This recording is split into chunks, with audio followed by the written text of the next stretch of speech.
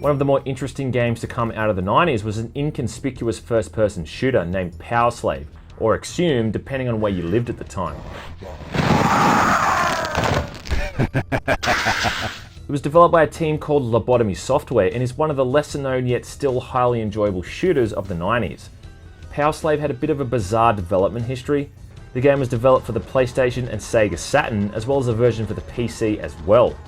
And though these games share some minor similarities, storyline aside, they are vastly different games where it matters most. The central theme is the same between each version. You're a special forces soldier sent to an ancient Egyptian city named Karnak, which appears to be under attack from enemy forces. I don't know if Serious Sam took any influences from this, but the similarities are palpable. Anyway, you arrive in Karnak and you learn the whole place has gone to shit, and soon find yourself guided by the spirit of King Ramses, who assists you in fighting back against all manner of spirits, monsters, and eventually aliens. If you are unsuccessful, I cannot protect civilization, and chaos will prevail. The PC version is probably the most rudimentary of the two. It follows a similar structure to any other shooting game of the time. You move from level to level, collecting keys to open locked doors whilst killing everything that gets in your way. This is before the days of regenerating health, so you've got to be mindful of how much damage you take, and collect health from floating red bowls that can be found throughout the levels. You can collect items to keep in your inventory, things like invincibility, increased damage, and so forth, but to use these items you'll need spirit energy, which can be collected from blue bowls or from the spirits of fallen enemies. These enemies encountered keep in line with the game's Egyptian theme. The most common of these is a basic grunt with an Anubis head that throws fireballs from a distance and claws you viciously at close range, much in a similar vein to the imps from Doom. You'll also encounter giant scarab beetles, large flying wasps which redefine the word annoying, and even undead mummies that can shoot screaming skulls, turning the player into a mummy if you hit, though that actually ends up being kind of badass. You're also forced to contend with a few bosses as you progress further into the game. Everything is animated pretty well, and the sprite work is still very appealing and detailed, with enemies quite often exploding when killed, which looks awesome. It's a little bit disappointing that the weapon roster is so small, but it seems they've gone more for quality over quantity here. Your basic weapon is a revolver and machete, but you'll soon get your hands on an M60 machine gun, which is pretty much the go-to gun for the entire game. Other weapons include grenades, which can be a right pain in the ass to get the hang of, and a flamethrower, which burns through fuel far too quickly for my liking. As well as some magical weapons like the Cobra Staff, which is essentially a heat-seeking rocket launcher, and the Eye of Ra, which brings down an arc of lightning on an enemy, killing them instantly.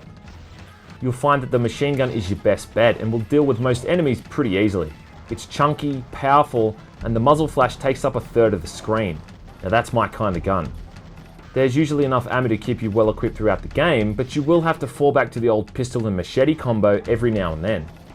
In fact, the machete is the only weapon you can use when swimming, which is good because those piranhas aren't interested in small talk.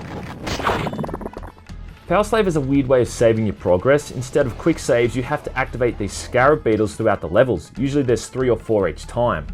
The game will autosave at the end of a level, but this can be a little bit annoying if you just want to hop on for a short session, or need to stop playing before you found the exit. You're only given 3 or so lives as well, and if all of these lives run out, well then, bad luck, Sonny Jim. Another huge issue is the game's controls, largely the strafing speed, or lack thereof.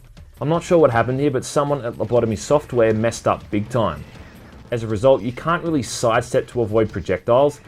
It's not too hard of a game, and you can get by using the turn left and turn right controls, as opposed to using a mouse and strafing about, but it does make some of the later levels, and in particular the boss fights, much trickier.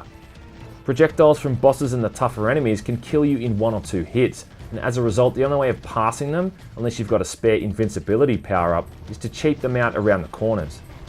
Swimming can also be a bit of a pain in the ass, as the controls for moving up or down are really sluggish. What this means is that you've just got to haul ass before you run out of air, but I think this might have also been intentional. To be honest though, this is pretty much the only thing that I can think of worth complaining about. Otherwise, it's a pretty damn good game.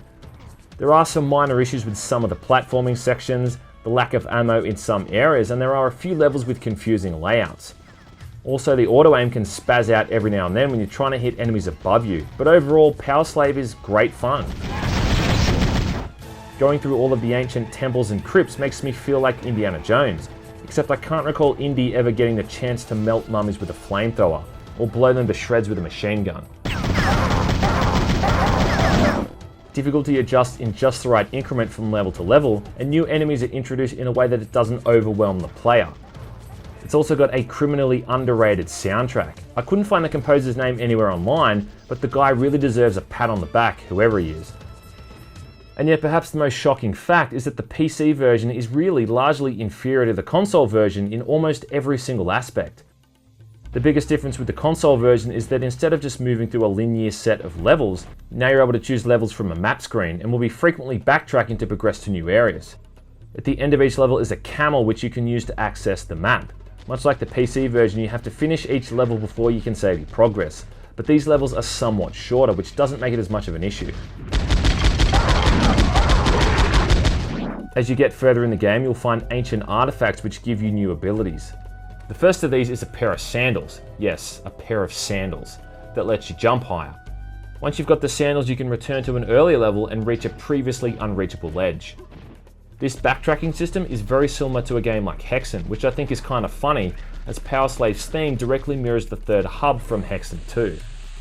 The other changes are incidental, but still noticeable no less. Scarabs are replaced by jumping scorpions, and ammo and health is now universal and collected from ammo or health power-ups which get dropped by fallen enemies.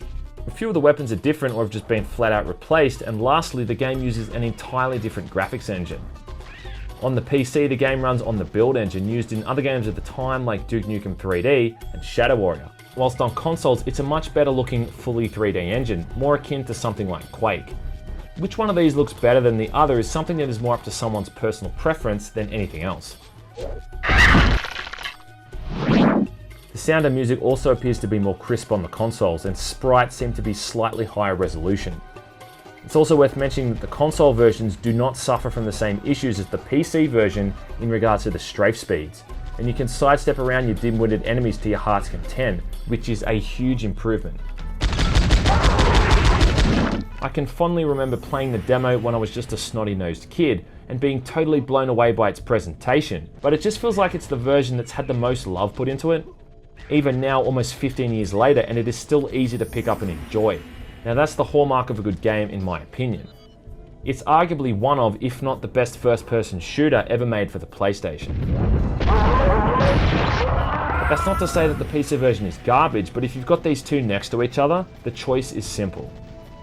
You can go looking for the original copy of the game for the PlayStation if you really want to, but it runs just as good with a PlayStation emulator, which will also let you increase the resolution and play it with a more comfortable keyboard setup.